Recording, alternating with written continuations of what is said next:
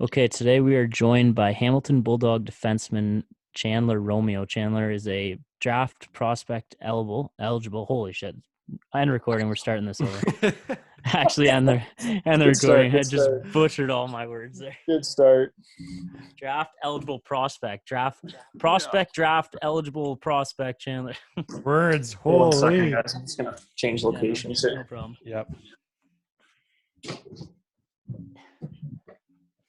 Classic. That's not the All right. first time that's happened. No. I can Won't be, imagine. won't be the last. No. All right. Whenever you guys are ready. All right, we'll just pause for like 10 seconds here and we'll be good to go. Yep. Yep.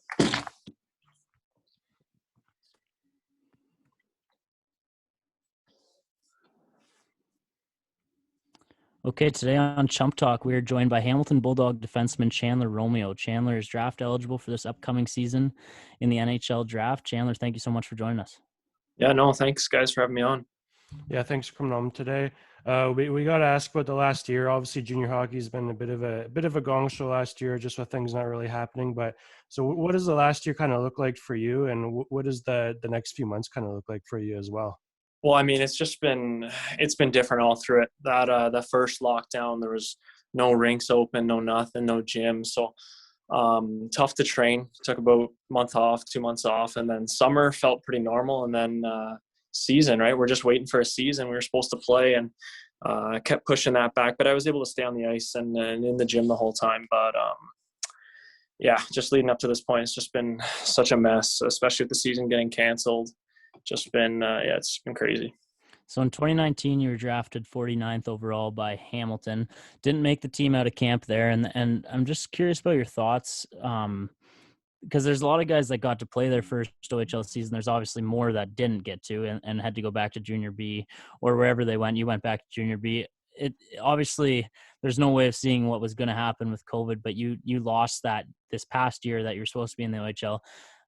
I'm assuming you've had the chance to talk to NHL scouts because, as we mentioned, this is your draft year.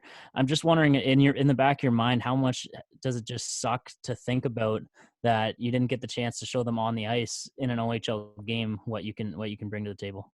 Yeah, so two things. I think from a development standpoint, it was definitely better that I played junior that year. And that was Hamilton's plan all along. They had a lot of returning D. So Yeah. the plan was for me to go back to junior and be able to play a lot and play power play, stuff like that. But then you look at it from a draft standpoint and the fact that we weren't able to play this year. Yeah, I think it might have helped me if I would have played as a 16-year-old. Just it gets your name out there too. And scouts going back, looking over video, it's tough to compare when you're watching a junior B game or a junior A game.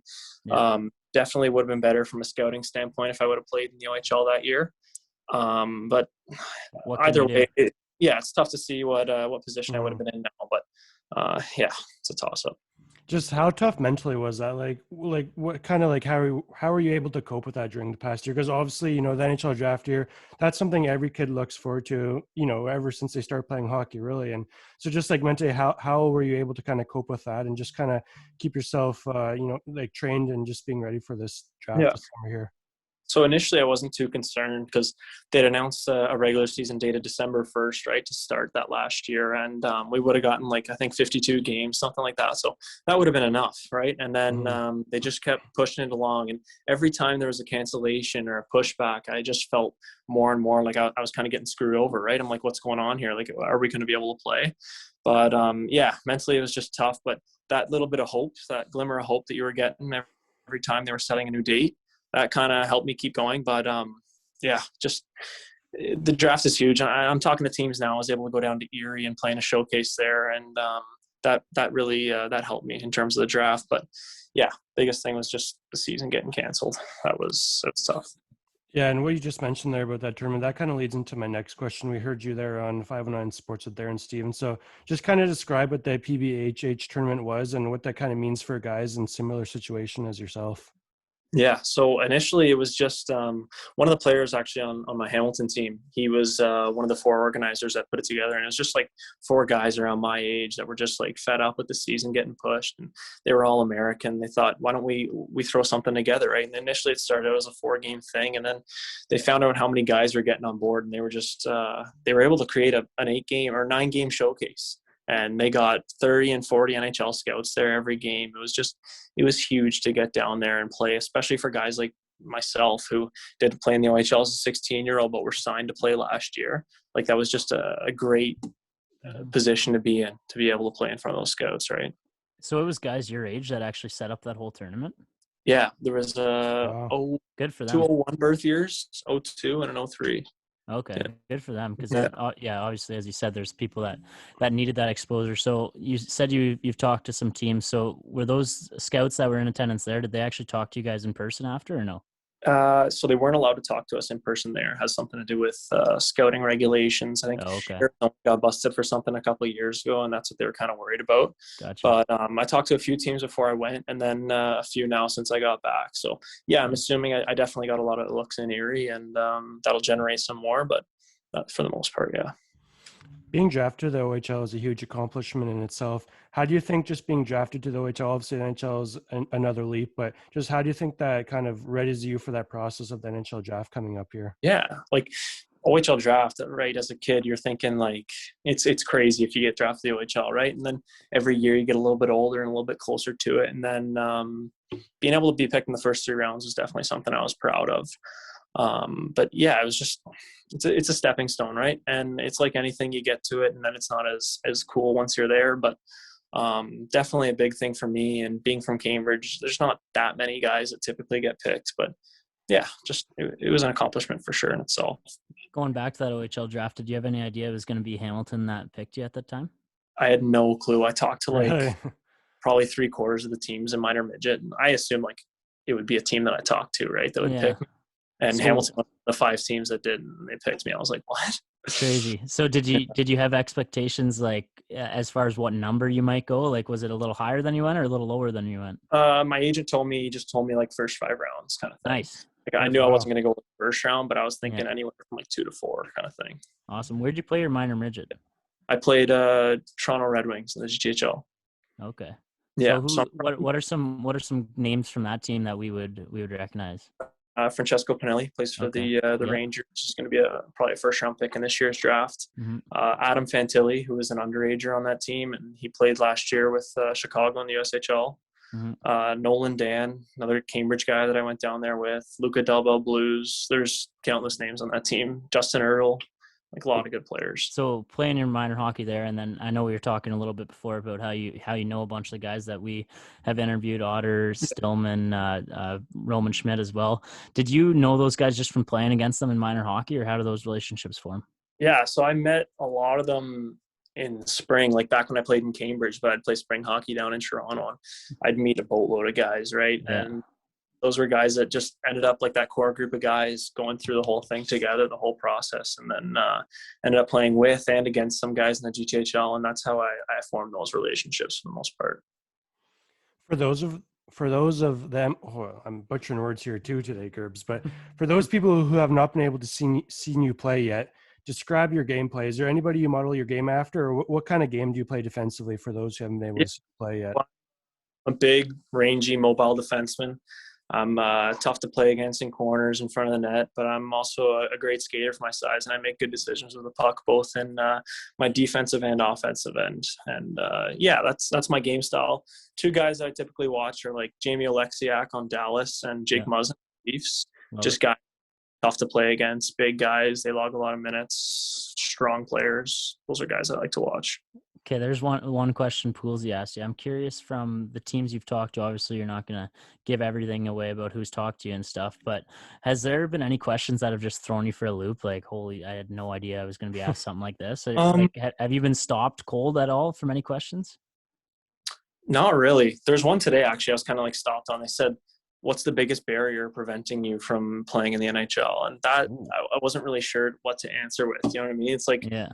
What do you mean? Like on the ice, physically, mentally? Like I was done, but nothing too crazy. There's been like some situational questions, like in terms of, okay, like you're in a practice here and one of the vets says this to you, like, what are you going to do in response? And then those are like, you know, like, what's the right answer? Like, what are you expecting to say here? But none that have really been too shocking. I've heard some stories from other guys, but I haven't been asked any like weird ones yet. And they've all been Zoom calls, I'm assuming? Yeah, some phone calls, some Zoom calls. Just depends on the team. Some teams do it different ways.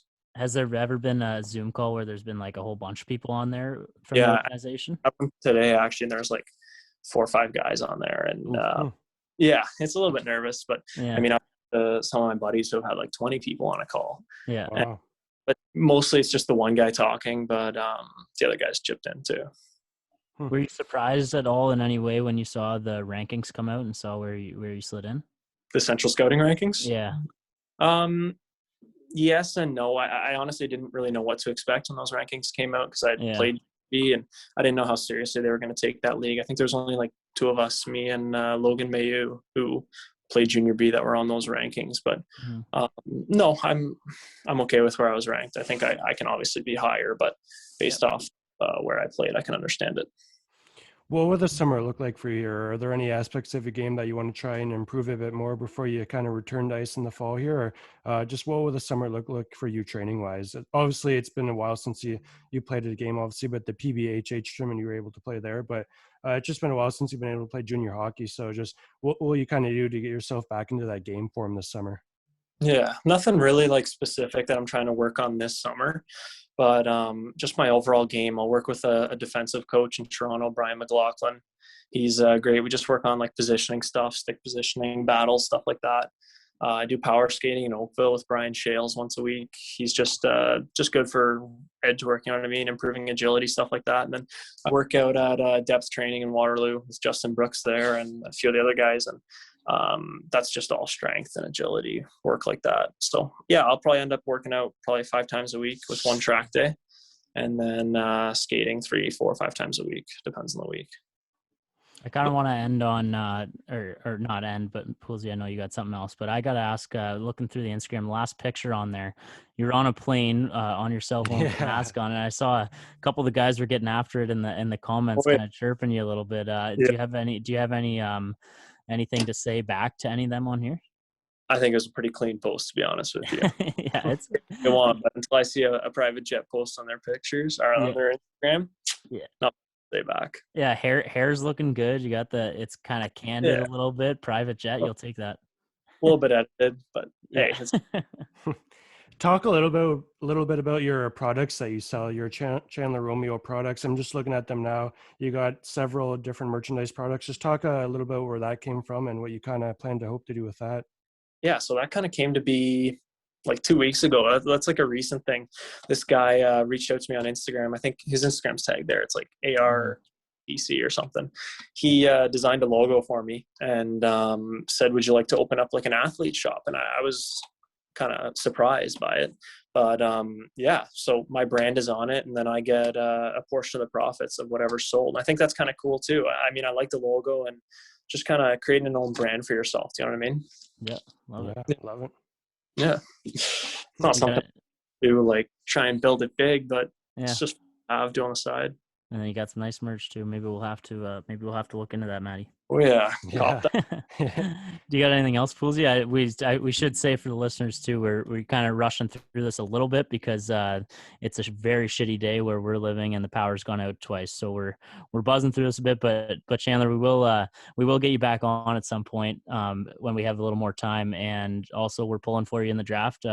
Looking forward to seeing what comes from that. Hopefully our Leafs want to take a pick in the rounds. Yeah, we'll see. But yeah, thank you so much for doing this, and we will do it again sometime. No, thank you guys. I appreciate it. All right. Thanks, have John. a good one.